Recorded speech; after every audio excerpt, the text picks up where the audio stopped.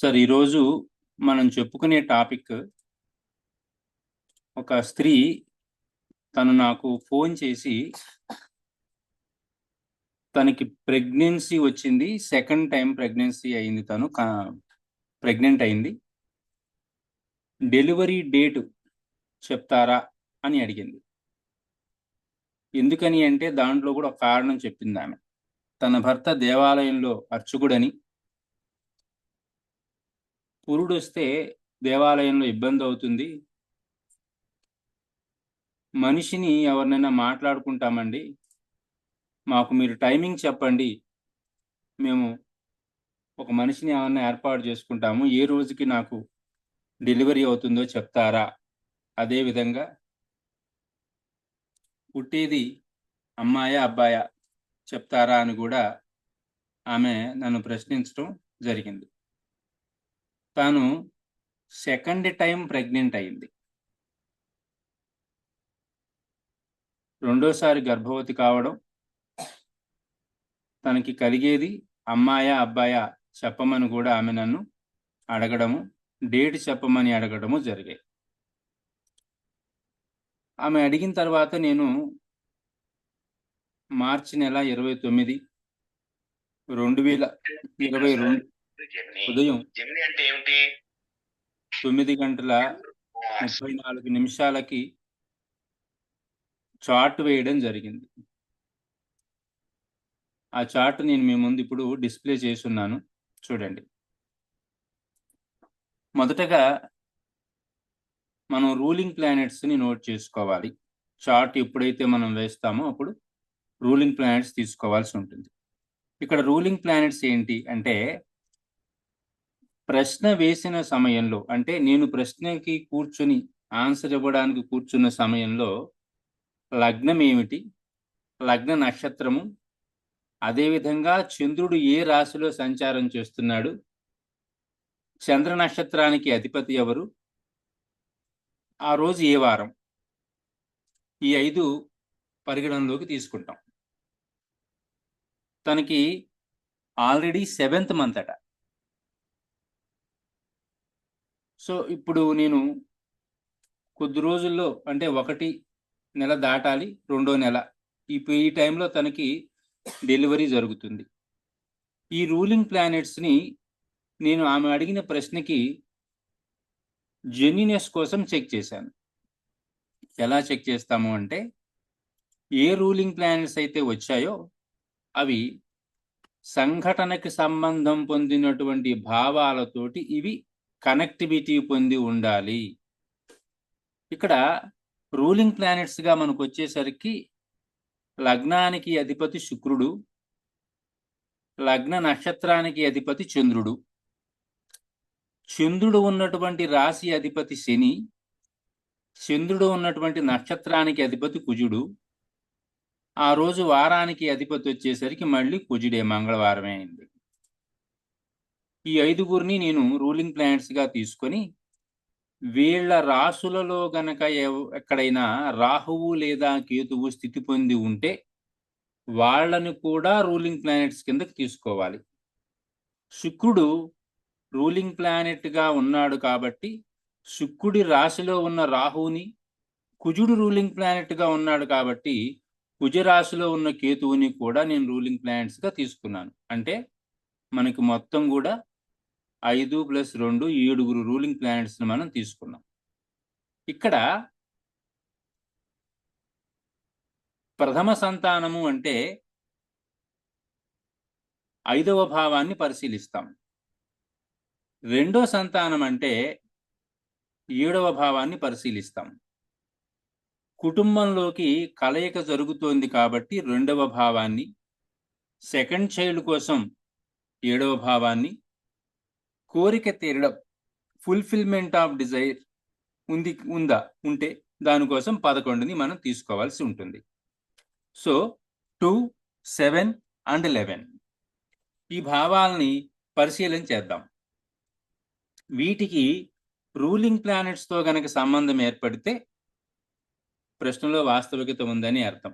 Actually తను pregnant అని చెప్పిన తర్వాత మనం జెన్యునెస్ చెక్ చేయాల్సిన నీడ్ లేదు. ఆల్రెడీ ఆమె క్యారీయింగ్ కాబట్టి, అయినా ఒకసారి చెక్ చేద్దామని చేశాం. లగ్నానికి అధిపతి శుక్రుడు. ఈ శుక్రుడు 1, 6 భావాలకి అధిపతి 9వ భావంలో ఉన్నాడు. నెక్స్ట్, లగ్న నక్షత్రానికి అధిపతి చంద్రుడు. చంద్రుడు 3వ భావానికి అధిపతి, ఆయన 10వ భావంలో ఉన్నాడు. అదేవిధంగా చంద్రరాశి అధిపతి వచ్చేసరికి శని, ఈయన 10లోనే ఉన్నాడు. చంద్ర నక్షత్రానికి అధిపతి కుజుడు, ఈయన చూడండి 7, 12 భావాలను ఇండికేట్ చేస్తున్నాడు. 7 అంటే 2వ సంతానము అనే విషయం ఇందాక చెప్పుకున్నాం.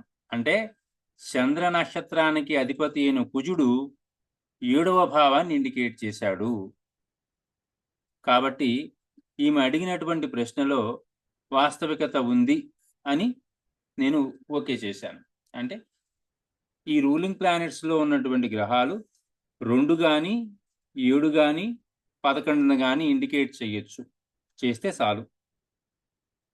చంద్ర నక్షత్రానికి అధిపతి అయిన కుజుడు 7ని ఆల్రెడీ ఇండికేట్ చేశాడు. ఎనఫ్, ప్రశ్నలో వాస్తవికత ఉంది అని అనిపించింది. ఇక సిగ్నిఫికేటర్స్ని తీసుకోవాల్సి ఉంది. 2వ భావం. 2వ భావానికి అధిపతిని ఒకసారి పరిశీలిస్తే ఈ భావానికి అధిపతి బుధుడు. బుధ నక్షత్రాల్లో ఎవరైనా ఉన్నారా అంటే ఎవరూ లేరు. సో 2వ భావానికి ఫలితము బుధుడే ఇవ్వాలి. బుధుడు ఎక్కడున్నాడు? 11వ భావంలో ఉన్నాడు. అంటే తాను 2కి అధిపతి అయ్యుండి 11 కనెక్ట్ అయ్యాడు. 2 and 11 హౌసెస్ కనెక్ట్ అయ్యాయి. ఇంకా 7వ భావాన్ని పరిశీలిద్దాం. 7వ భావానికి అధిపతి కుజుడు. కుజుడి నక్షత్రంలో చంద్రుడున్నాడు, కుజుడి నక్షత్రంలో శుక్రుడున్నాడు, కుజుడి నక్షత్రంలో శని కూడా ఉన్నాడు.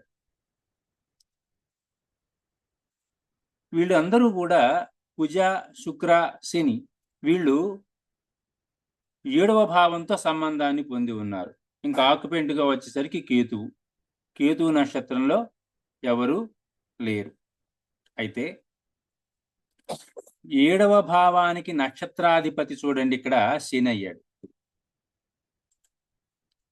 ఈ శని 7వ భావానికి స్టార్ లార్డ్ అయ్యాడు. 7వ భావానికి అధిపతి అయినటువంటి కుజుడి నక్షత్రంలో ఉన్నాడు.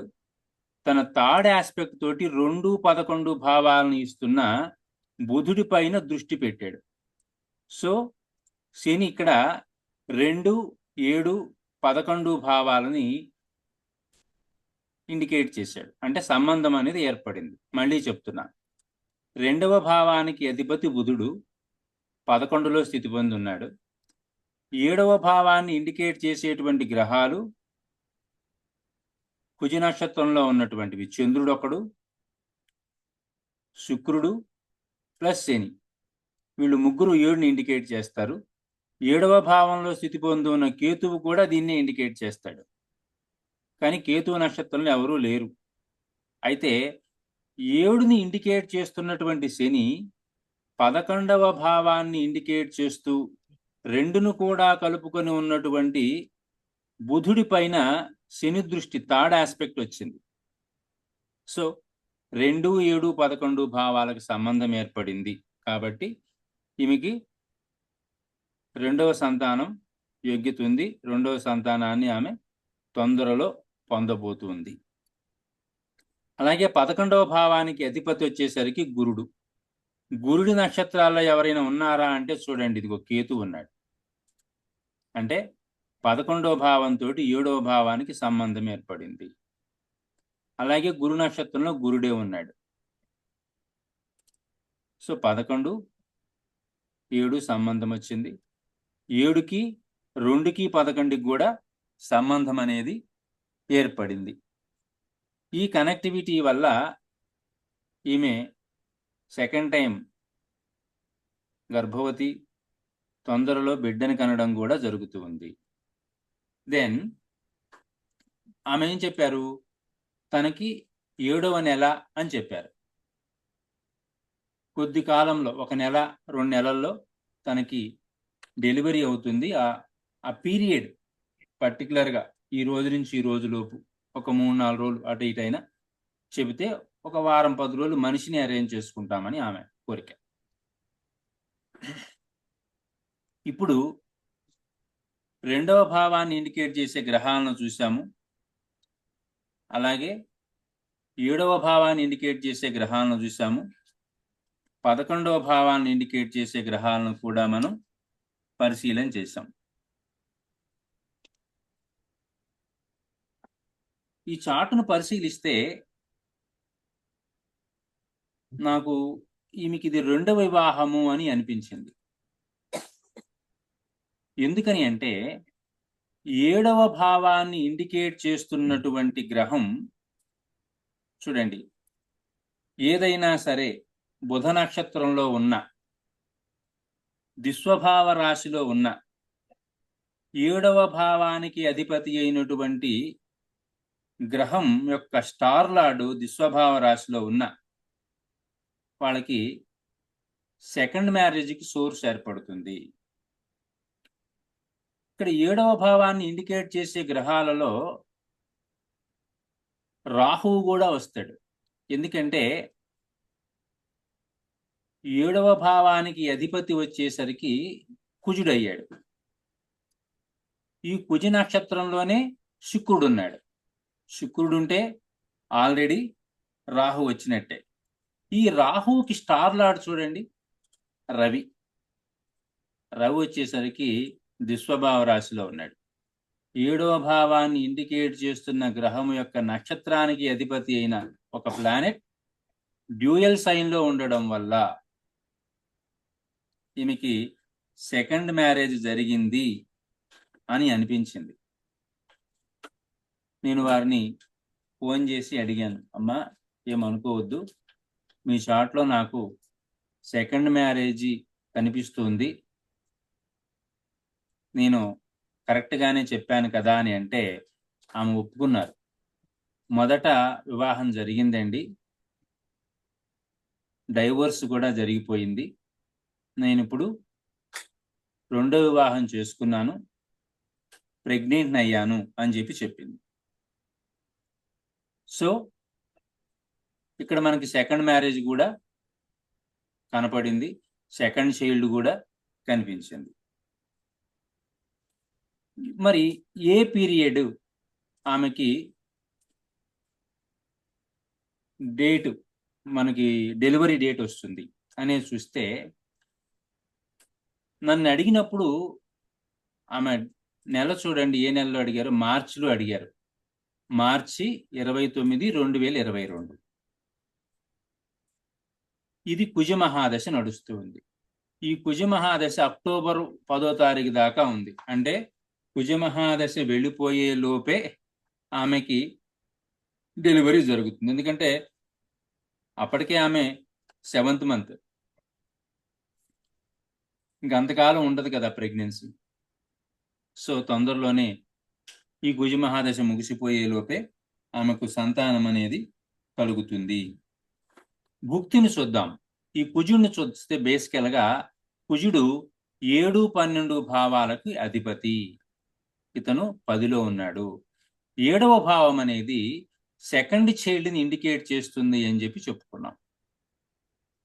ఇతను 10లో ఉన్నాడు. ఈ కుజుడికి నక్షత్రాధిపతి ఎవరో చూద్దాం. చంద్రుడు అయ్యాడు. చూడండి, ఈ చంద్రుడు కూడా మనకి ఏమైనా ఈవెంట్ని ఇండికేట్ చేస్తున్నాడా? చంద్రుడు 3వ భావానికి అధిపతి, తాను 10వ భావంలో ఉన్నాడు. తాను బేసికల్గా లగ్న నక్షత్రానికి అధిపతిగా వచ్చాడు. రోహిణి నక్షత్రం లగ్న నక్షత్రం కాబట్టి చంద్రుడు రూలింగ్ ప్లానెట్లో ఉన్నాడు. చంద్ర నక్షత్రానికి అధిపతి ఎవరు అంటే చూడండి, కుజుడే అయ్యాడు. అంటే చంద్రుడు తన నక్షత్రానికి అధిపతి ద్వారా తిరిగి మళ్ళీ 7వ భావాన్ని ఇండికేట్ చేస్తున్నాడు. దెన్ కుజమహాదశ చంద్రభుక్తి.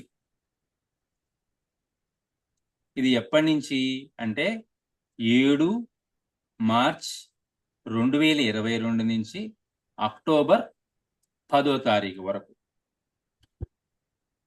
ఇక ఆమె చెప్పిన దాన్ని బట్టి ఇక్కడ మనం చెప్పేటప్పుడు ప్లానెట్స్తో పాటు మనకున్నటువంటి కామన్ సెన్స్ను కూడా మనం వాడుకోవాలి. ఒక 2 నెలల లోపే ఈవెంట్ జరిగిపోతుంది అంటే మార్చి మంత్ ఎండింగ్, ఏప్రిల్, మే, మహా అయితే జూన్ 10-15 తారీఖుల లోపు డెలివరీ అయిపోవచ్చు.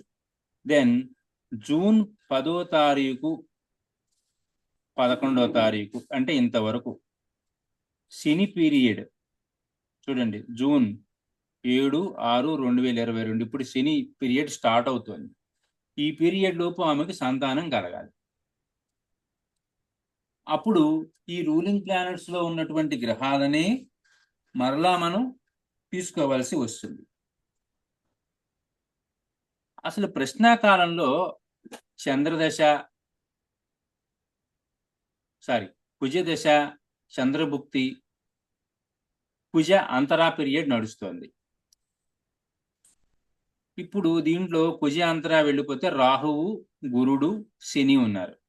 రాహు పీరియడ్ చూడండి, రాహు రూలింగ్ ప్లానెట్ లో ఉన్నాడు, కానీ ఆమెకి మే 8వ తారీఖు నాటికి డెలివరీ అయ్యేందుకు ఛాన్స్ లేదు.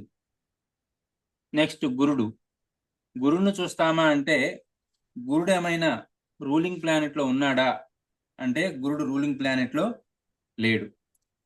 తర్వాత మిగిలిపోయింది శని. ఈ శని పీరియడ్ తీసుకున్నాను. ఈ శని పీరియడ్లో శని చూడండి రూలింగ్ ప్లానెట్ లో ఉన్నాడు. మీరు రాసుకున్నారో లేదో మరి చూపిస్తాను. చంద్ర రాశికి అధిపతి శనే. సో శని రూలింగ్ ప్లానెట్ లో ఉన్నాడు. ఈ శనిని తీసుకున్నాను. జూన్ 7వ తారీఖు నుంచి 11వ తారీఖు లోపు 7 నుంచి 11 లోపు డెలివరీ అవుతుంది అని నేను ఫిక్స్ చేసుకున్నాను. కారణం ఏంటంటే శని ఇక్కడ ఆర్పిలో ఉన్నాడు, బలమైన సిగ్నిఫికేటర్ అయ్యాడు, ఆయన ఈవెంట్కి కూడా సిగ్నిఫికేటర్ అయ్యాడు. ఆ కారణం చేత నేను శనిని తీసుకున్నాను. ఇక ఈ శనిలో కూడా ఎవరిని ఎంపిక చేసుకోవాలి? డేట్ దాకా వెళ్ళారు కదా వాళ్ళు. శనిని ఎంపిక చేసుకున్నాను. శని చాలా స్ట్రాంగ్ ప్లానెట్. 7వ తారీఖు నుంచి ఈ డేట్ జూన్ 7 నుంచి జూన్ 12 లోపు నేను ఎంపిక చేసుకున్నది. ఇంకా మనం తీసుకున్నటువంటి ప్లానెట్స్ చూస్తే కుజుని తీసుకున్నాము, చంద్రుడిని తీసుకున్నాము, శనిని తీసుకున్నాము రూలింగ్ ప్లానెట్స్ లో. ఇక ఛాయాగ్రహాలు మిగిలిపోయాయి. ఈ ఛాయాగ్రహాల దగ్గరికి వెళ్ళాను నేను. ఛాయాగ్రహాలలో కేతువు ప్లస్ రాహువు ఇద్దరు మిగిలారు. వీళ్ళిద్దరిలో ఎవరు ఫలితాన్ని ఇస్తారు అనేది చూస్తే కేతువు 7వ భావానికి ఫలితాన్ని ఇచ్చాడు. కేతువు నక్షత్రానికి అధిపతి గురుడయ్యాడు. గురుడు 11 ఇచ్చినా ఆయన 10లో ఉన్నాడు. అలాగే రాహువును పరిశీలిస్తే రాహువు లగ్నంలో ఉన్నాడు. రాహువు నక్షత్రానికి అధిపతి రవి అయ్యాడు. రవి డైరెక్ట్గా 11లో పొజిటెడ్ అయ్యాడు. దెన్ నేను ఈ కేతువు కంటే రాహువు బలవంతుడు అని చెప్పేసి నిర్ణయించుకున్నాను. అంటే జూన్ 11 ఈ డేట్న రాహువు దశ, భుక్తి, అంతరా, సూక్ష్మ, ప్రాణ ఈ పీరియడ్ నడుస్తూ ఉండంగా మీకు చైల్డ్ బర్త్ జరుగుతుంది. అంటే నేను 7వ తారీఖు నుంచి 12వ తారీఖు లోపు అని చెప్పి ఆమెతోటి చెప్పాను. 11 మేబీ అని అన్నాను. ఆమెకి 11వ తారీఖే ఆ రోజు ప్రాణాలాడు ఎవరైతే ఉన్నారో, అంటే ఈ రాహువు ప్రాణాలాడుగా ఉన్నప్పుడు ఈమె ఈ రాహువు నక్షత్రంలోనే ఐ థింక్ ఆ రోజు స్వాతి నక్షత్రం అనుకుంటా. స్వాతి నక్షత్రంలో ఈమెకి చైల్డ్ బర్త్ కలిగింది. మరి ఆమె అడిగింది ఏంటి? నాకు చైల్డ్ బర్త్ కలుగుతుంది, అది అమ్మాయా అబ్బాయా అని అడిగింది. నేను అప్పుడు ఈ చార్ట్ తీసుకున్నాక సెకండ్ చైల్డ్ కదా, సెకండ్ చైల్డ్లో ఈ ఇప్పుడు చూడండి, ఇది దశ భుక్తి అంతరాలార్డుని తీసుకున్నాను. ఈ అంతరాలార్డు వచ్చేసరికి కుజుడయ్యాడు. కుజుడికి అంతరాలార్డుని తీసుకున్నాను. కుజుడికి అంతరాలార్డు బుధుడయ్యాడు. బుధుడు ఏ రాశిలో ఉన్నాడు? స్త్రీ రాశిలో ఉన్నాడా, పురుష రాశిలో ఉన్నాడా అంటే స్త్రీ రాశిలో ఉన్నాడు. అందున స్త్రీ రాశిలో కూడా ఎన్నో డిగ్రీ? మొదటి 15 డిగ్రీల్లోనూ ఉన్నాడు. కాబట్టి ఖచ్చితంగా ఆడపిల్లే పుడుతుంది అని నిర్ణయించేసి మీకు అమ్మాయి పుడుతుంది అని చెప్పాం. ఆమెకు స్వాతి నక్షత్రంలో ఆడపిల్ల పుట్టింది. ఇంకా ఇంత అయిన తర్వాత ఈ చార్ట్ మీద నేను కొంతవరకు ఎనాలిసిస్ చేసుకోవడం మొదలుపెట్టాను. ఏంటి అంటే, ఇదే చార్టును చూసి తన భర్తకున్నటువంటి అనారోగ్య విషయం కూడా నేను వారితో ప్రస్తావన చేయడం జరిగింది. భర్తని తీసుకోవాలనుకున్నప్పుడు సప్తమ భావాన్ని పరిశీలిస్తాం. ఎందుకంటే ఆమె జాతకురాలది లగ్నం అయితే భర్త వాస్తవంగా అయితే 7వ భావాన్ని మొదటి భర్తగా తీసుకుంటాము. 2వ భర్త కాబట్టి 9వ భావాన్ని తీసుకుంటాం. ఈ 9వ భావం దగ్గర నుంచి మనం పరిశీలన చేస్తే 1, 6, 8 ఇది లగ్నం. ఇది 2వ భర్త లగ్నం. దీనికి లగ్నానికి అధిపతి శని. ఈ శని దృష్టి చూడండి 1, 2, 3 థర్డ్ ఆస్పెక్ట్ బుధుడి మీద ఉంది, అలాగే రవి మీద కూడా ఉంది. ఈ లగ్నం నుంచి అంటే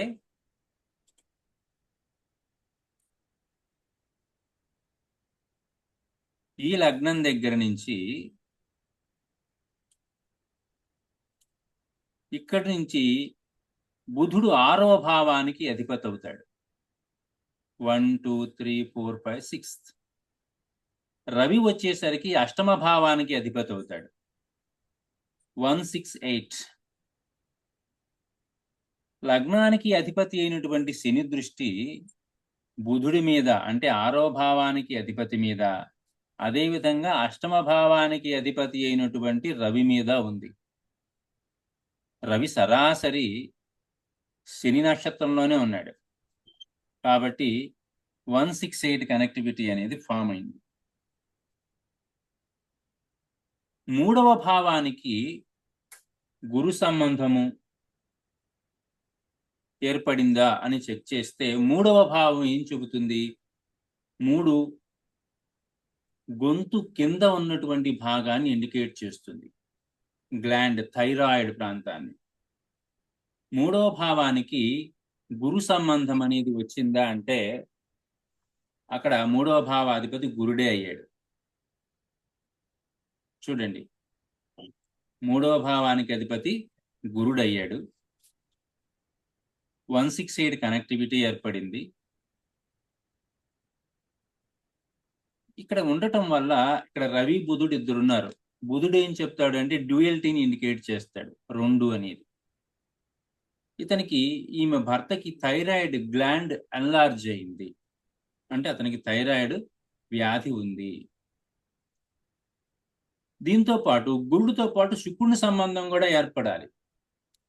శుక్రుడు శనితో కలిసి ఉన్నాడు. శని థర్డ్ ఆస్పెక్ట్ 3వ భావానికి వచ్చింది. ఈ శని 1, 6, 8 భావాలకు కనెక్టివిటీ పొంది ఉన్నాడు. ఎప్పుడైతే 3వ భావానికి గురువు and Shukra connectivity plus 1, 6, 8 connectivity ఏర్పడుతుందో ఆ జాతకుడికి థైరాయిడ్ వ్యాధి అనేది ఒకటి ఉంటుంది అని మనం ఈజీగా చార్ట్ చూసినప్పుడు రొటేట్ చేసుకొని చెప్పేయచ్చు. ఇలా ఆమె అడిగినటువంటి విషయంతో పాటుగా ఆమె భర్త యొక్క అనారోగ్యం విషయాన్ని కూడా మనం ప్రస్తావన చేయడం, అదేవిధంగా తనకి కలిగేటువంటి సంతానం మేలా ఫిమేలా అంటే మొదటి సంతానం అయితే 5వ భావము, 2వ సంతానం అయితే 7వ భావము యొక్క అంతరాలాడ్ని పరిశీలన చేసుకొని దీన్ని తీసుకొని దీనికి అంతరాలాడ్డం తీసుకుని వాళ్ళు ఏ రాశిలో ఉన్నారు, ఎన్నో డిగ్రీలో ఉన్నారు అనేది కనుక మనం తీసుకుంటే కలిగే సంతానం అమ్మాయా అబ్బాయా అనేది ఈజీగా తెలుస్తుంది. నేనే కాదు, కొద్దిమంది విద్యార్థులు విద్యార్థులు కాదు, మా సభ్యులు కూడా, మా గ్రూపులో ఉన్న వాళ్ళు కూడా ఈ ప్రిడిక్షన్స్, నెక్స్ట్ చైల్డ్ బర్త్ ఏంటి అమ్మాయి అబ్బాయి అనేది చాలా ఈజీగా ప్రిడిక్షన్ ఇస్తున్న వాళ్ళు చాలా మంది ఉన్నారు. బీబీఏ ఇవన్నీ కూడా సిస్టంలోంచి ఈజీగా మనం క్యాచ్ చేసేందుకు అవకాశం ఉంటుంది. మనం ఇలా నక్షత్ర సిద్ధాంతాన్ని ఉపయోగించి రిజల్ట్ని రాబట్టుకోవచ్చు.